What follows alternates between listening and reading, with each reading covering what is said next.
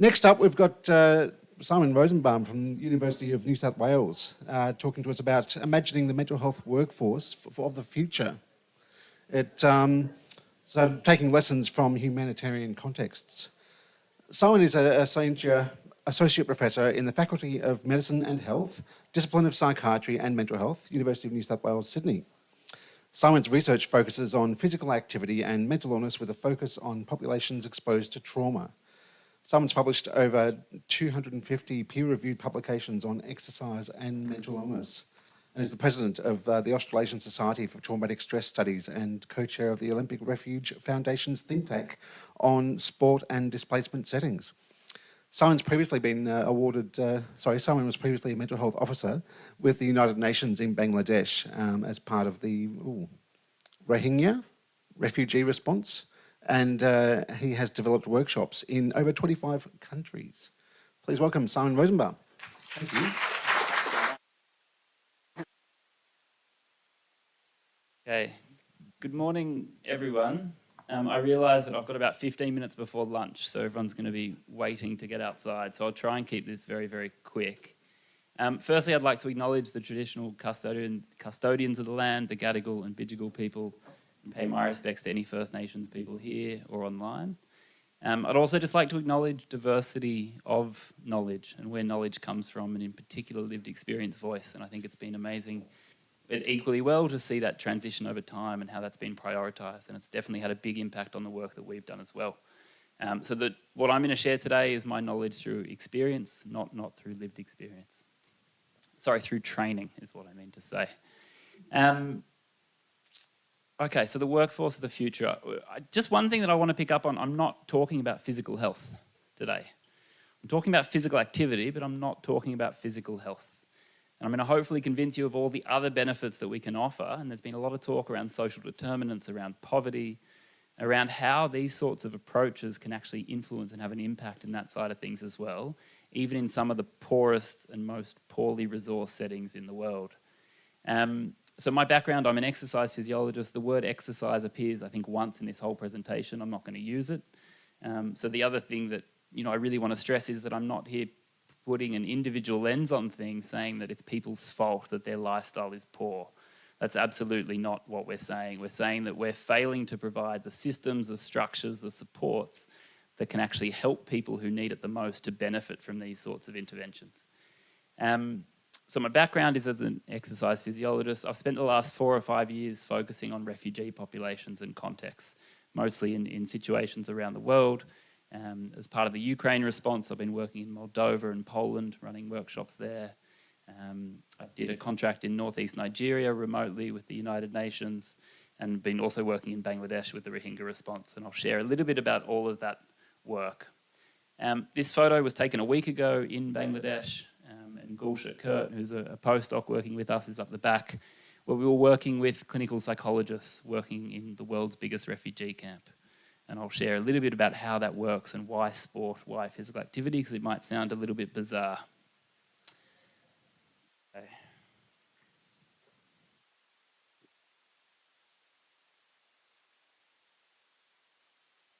While that's waiting, my first slide has 5 questions on it.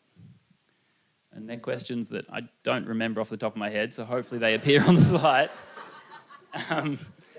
They're really important questions. They're questions for mental health professionals, okay? So their questions are, and the title is, am I a physical health informed mental health professional? Okay, so there's a couple of questions that hopefully will appear any second. I do remember, here we go. Okay, thank you. So the first question, and these are just to think about while we're moving. Do I know the physical activity guidelines, the World Health Organization physical activity guidelines? If the answer is no, it's there 150 minutes per week. Okay. The next question, do I know the Australian nutritional guidelines? Now, Scott Teasdale will be here. We've heard from Felice and Tetiana. It's more than peas and carrots. There are a lot of important information in there. Okay. Is my messaging psychologically safe when I'm talking about physical activity, when I'm talking about diet? And what we mean there, are we focusing on enjoyment when we're talking about activity and movement? because that's the most critical factor. Are we interested in food security? We've heard a lot about that the past few days. Are we avoiding stigmatizing language? Felice also spoke about this when we're talking about these sorts of interventions. And are we avoiding a focus on aesthetics when it comes to movement? Let's separate the idea about exercise, weight loss, how our body looks, to how does it feel. Finally, do I know how to access additional physical health support? Not just know how to access, but do I have pathways by which I can facilitate that? Do we have access to whether it's personal trainers, exercise physiologists, dietitians, peer workers, whatever it might be? Is there someone who can help me? Because as a mental health professional, we probably don't have time. There's probably not a lot of opportunity, and we know that's a barrier. Finally, most importantly, do I practice what I preach? Now, we're not saying here that all mental health professionals need to be athletes. That's absolutely not the point. What we're saying here is, do we understand these interventions, why they work, how they work, and are we also taking care of ourselves in this way? So there's really simple things that this can mean. It's not saying that we need to be running marathons.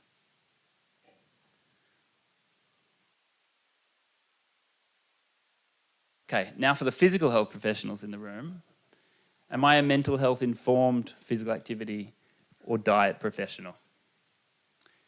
Here in Australia, have I completed mental health first aid training? Very simple, foundational skills that can actually empower someone to be more confident working in this sort of environment. In a humanitarian displacement context, we have what's called psychological first aid. It's similar to mental health first aid, but it's more specific to those crisis contexts. Do I consider the barriers when I'm talking about these things? Again, the social determinants, the issues with motivation, poverty, housing, food security.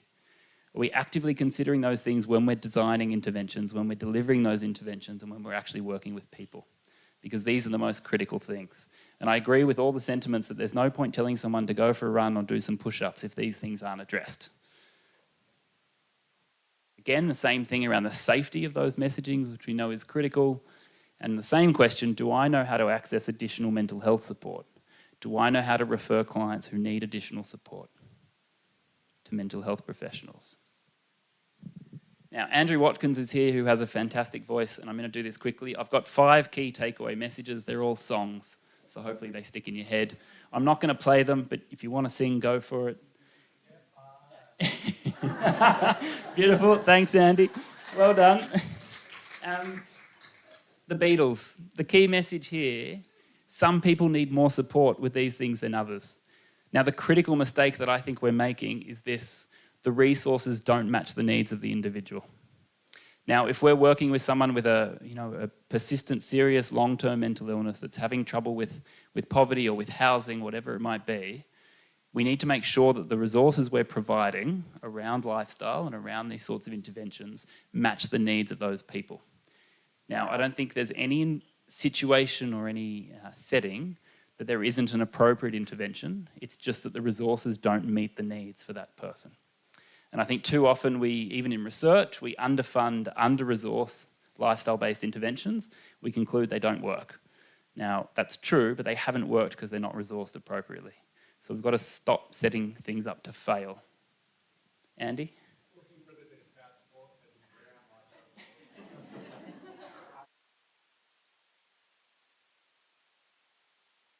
Beautiful. Well done. Johnny Nash. Now this song, it's about new beginnings and new workforces. Now I do think what we're seeing today and the difference here today between 4 years ago when Equally Well started, the diversity of professionals, the interdisciplinary nature. So I think we can argue that the future mental health workforce is going to be a little bit different. There's going to be this merging of skills. There's going to be a different skill set that's coming together.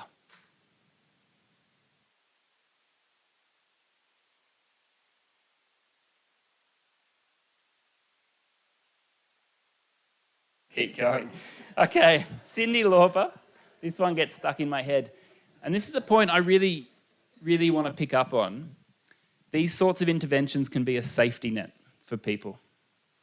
And what I mean by that, I'll tell you one quick story. In Bangladesh, on the beach in Cox's Bazar, there is a surf school for homeless street children.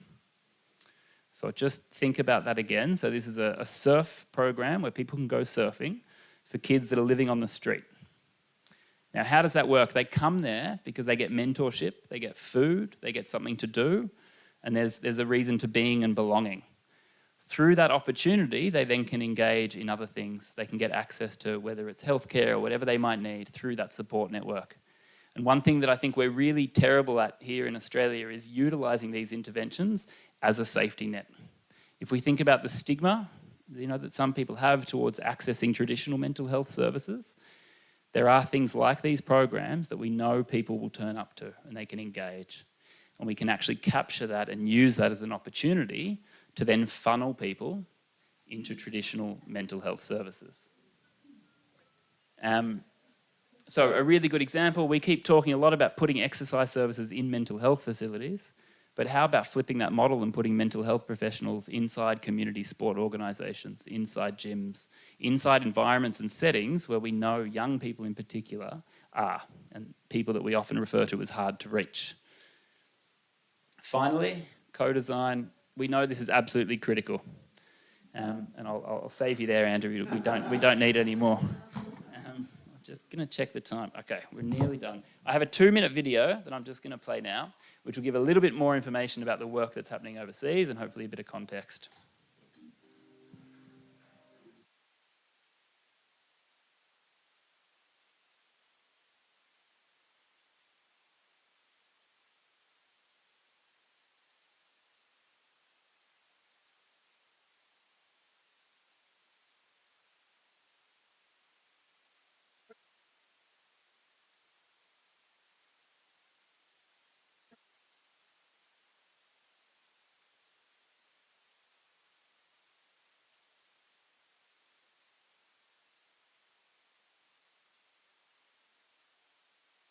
When we organize counseling sessions.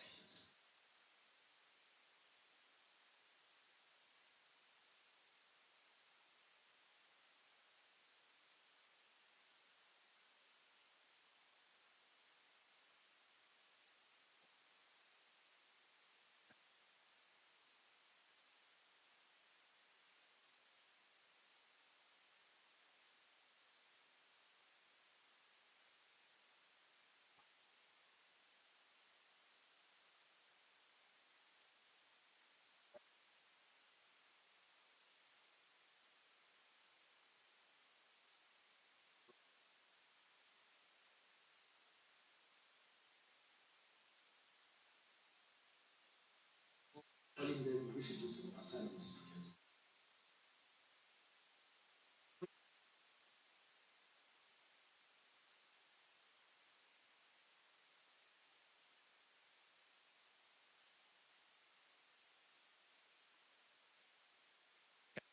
So I'm going to come back to what we're trying to do through the Olympic Refuge Foundation, which is essentially training mental health professionals in sport and sports professionals and coaches in foundational mental health skills. And I'll talk a bit about how that works. I just wanted to put up this pyramid. So MHPSS stands for Mental Health and Psychosocial Support. And it's the acronym used in humanitarian or displacement contexts. And this pyramid guides all mental health programming in those settings. And it's divided into 4 layers. So at the bottom, we have basic services and security, community and family support, what we call focus support or non-specialised, and then specialised services. What I want to walk you through now is just how we can think about that pyramid, but through the lens of lifestyle and sports-based interventions. Okay? So down the bottom, and at some point, we need a basic level of infrastructure. Okay, whether it's a broom cupboard in a hospital that you set up as the gym, or whether it's having some equipment, sneakers if people don't have access to them, whatever it might be, we need some level of equipment. Now, just providing that equipment is not enough, and this is what I talk about with the under-resourcing of interventions. If we simply just provide access or provide equipment and expect people to go, that's not going to work. Now, that's not going to work in the general population, and if you add the layers of disadvantage on top of that, we've got to be particularly cognizant of that. Level 2, we can think about existing community structures, existing community resources. It might be a commercial gym, it might be park run, it might be whatever is available in the community. That's great, but again, we need to acknowledge that might not be safe, it might not be appropriate, and it might not be accessible for everyone. Okay? So potentially thinking about how we can leverage these, what can we do to make it safer, to make it more appropriate? and that'll take us up to the next level. One way we might be able to do that is thinking about who are the trainers and coaches working in those community settings. Can we train them in mental health first aid? Can we provide supervision and mentorship to them to ensure that what they provide is potentially safer and can be used by people that we're supporting? And then finally up the top, again, we've got those specialised services. That might be an exercise physiologist, it might be a physiotherapist, a dietitian, whatever it might be, but it is possible. So even for people that need these additional resources, there are things that we can do. It just costs a bit of time and money, and we need to resource it appropriately. So what we've been doing with the Olympic Refuge Foundation, again, as I mentioned, training physical health professionals. In a lot of the refugee contexts, these are coaches. In some contexts, they're physiotherapists working inside these settings. They speak the language, they're from the same culture. There's a lot of reasons to invest in this workforce. They're already there. So what we've been running is psychological first aid training, and this is Dr. Leslie Snyder from WHO, who developed psychological first aid, and we've just adapted that for a sporting context. At the same time, we've been running training for mental health professionals around sport, activity, and how they can utilise these services, with the idea of trying to link them together. So we started in Paris, then went to Moldova, and more recently we're in Poland, which was the most interesting. In 3 days, we had one mental health professional and one sports coach from every region in Poland. And they came together for 3 days. We ran through a training of trainers, and now we have one coach, one psychologist in every region of Poland delivering training out there and thinking about how teachers, coaches, sports teachers, coaches, and the mental health professionals can be working together to better strengthen those referral pathways and work together.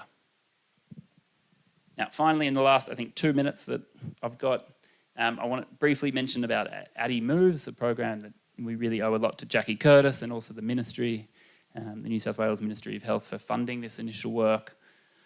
This is just a room at Addison Road Community Centre for people that are familiar with ADDI Road. For those that aren't, it's in Marrickville. It's a fantastic charity, primarily working around food security. But on site, there's over 60 other NGOs and services, including domestic violence charities, legal aid, a food pantry, employment services, disability services. There's a range of services on site. About 18 months ago, they gave us this building, which was amazing, to turn into essentially, without using the word gym, an exercise facility. The initial work has been focusing on women from a refugee background. It's entirely free. Anyone that uses any of the services at ADDI Road can come and utilise this facility. And a big thanks to Dr. Grace McEwen, who's up the back, who's also done some fantastic co-design work, which I'll talk a little bit about now. So Grace led a process over 12 months of doing this co-design, involving interviews, recording interviews with both service users and service providers to understand exactly what was needed and how we could set up such a facility. Things that we would never have even thought of, such as childcare, privacy, access to sneakers, cultural sensitivity, all the aspects that we don't necessarily consider when we think about movement or activity. The 5 things that emerged, and this paper is currently under review: cultural and psychological safety. So how can we provide that? Partly with the providers that are there, so the exercise physiologists, the students, how can we actually teach this? Each one of these could be unpacked into a talk on itself. Promoting accessibility, what does that look like for who we're trying to target? How can we actually ensure that this is accessible? Being free is one of the key points. It has to be free. Facilitating support to access basic needs, and this is a really interesting thing that I think has come up. Again, this idea that a facility like this, someone might come and we can use that as a way to funnel into other services and to link people with other services that are needed. Enhancing physical activity and physical health literacy is so important, ensuring that we've got things in different languages. We've been very lucky to be supported by Ethnic Services Community Cooperative, who have translated all our material into multiple languages, and we're still working on that at the moment. And the social connection is such a huge part of this. There's a real opportunity to build social connection, social cohesion, support among different populations. So again, just a big thank you to Grace and also Jackie for this work that is ongoing. I'd also like to acknowledge Dr. Oscar Lederman, Kiara, Dr. Gulsha Kurt up the back. And then finally, there is a QR code here that will take you to a survey. Now, this isn't research. This is really more for interest for you, but there are 8 questions. It's entirely optional. You can leave a name and an email if you want to, but you don't have to. And there are 8 questions that we're using around the world when we're evaluating this sort of training for mental health professionals around physical activity and physical health. And if people are happy to fill that out, we will absolutely share the data through equally well. And I think it's probably lunchtime and I'm on time. So thank you for having me.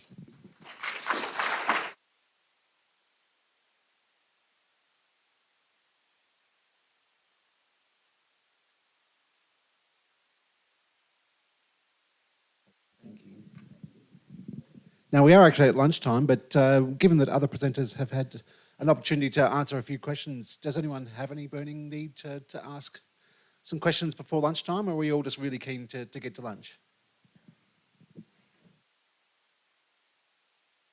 I think everyone must be really keen to get to lunch because that was a great presentation. Oh, I'm sorry. Right.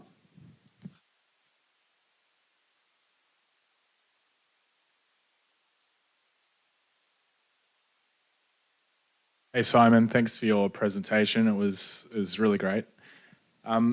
We've throughout the Equally Well conference, we've really been talking about physical health outcomes for people who are accessing mental health services.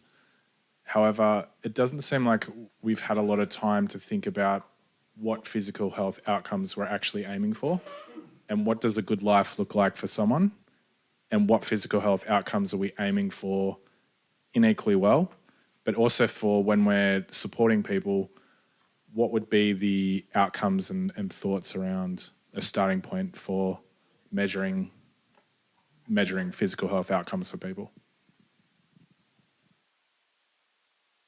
Great point. I mean, I think we have to ask them.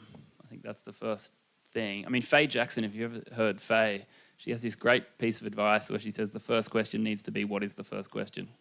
Or what should our first question be? And I think when it comes to, if we're talking about asking those individuals why, if we think about that facility at Addie Road, we've got such a diverse group of people coming to use it, all for different reasons. We're in discussions at the moment with groups like sex workers, with asylum seekers, with people with disability, a whole range of people that have different needs and different reasons for why they want to come. I think what's really interesting is that the common link is that idea of it's a place where they can come and move, and do things that they enjoy or that they want to learn. It's safe, it's supportive, and they can take ownership of it.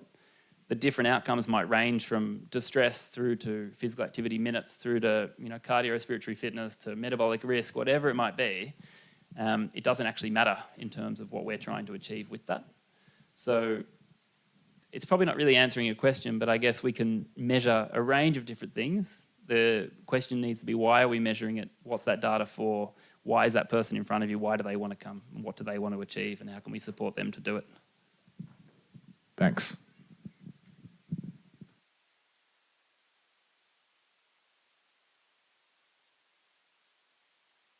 Anyone else? No?